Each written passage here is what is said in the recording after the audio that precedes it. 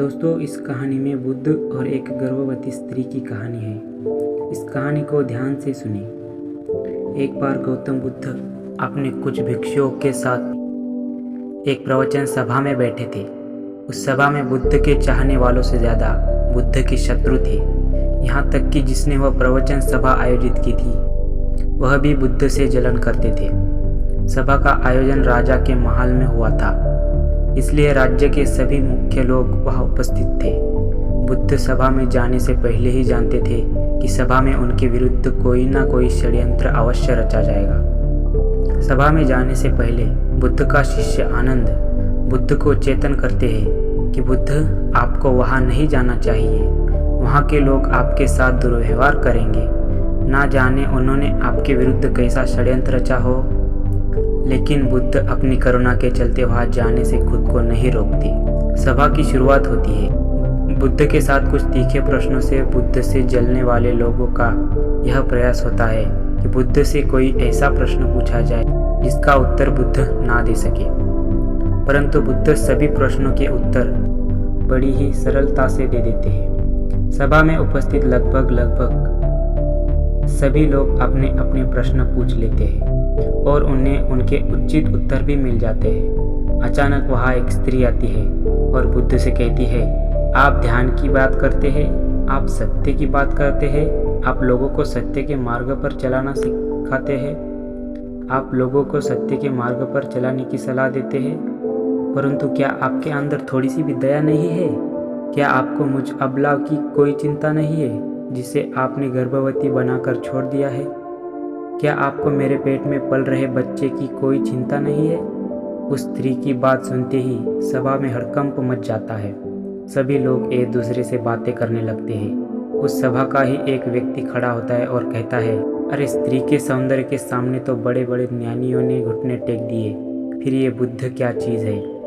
फिर कोई और खड़ा होता है और कहता है, हमें बुद्ध से यह उम्मीद नहीं थी कि बुद्ध इतना नीचे गिर जाएंगे। इसी तरह से सभा के बहुत सारे लोग खड़े होते हैं और बुद्ध को भला बुरा कहते हैं। सत्य को जाने ही कि सत्य क्या है, लोग बुद्ध को भला बुरा करना शुरू कर देते हैं। जब सभी लोग अपने अपने मन की भड़ास निकाल लेते हैं तब राजा कहता है, बुद्ध, आप अपनी सफाई में क्या कहना चाहेंगे? राजा भी बुद्ध से जलन करता था। वह चाहता था कि बुद्ध बदनाम हो जाए। यहाँ पर एक आवश्यक बात आपको समझनी चाहिए।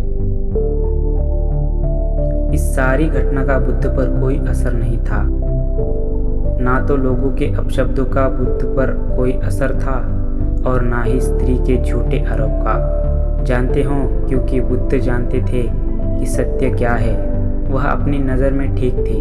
पूरी दुनिया आपके खिलाफ हो जाए, अगर आप अपनी नज़र में ठीक हो, आप जानते हैं कि आप सत्य के साथ हैं, तो आपका कोई कुछ नहीं बिगाड़ सकता।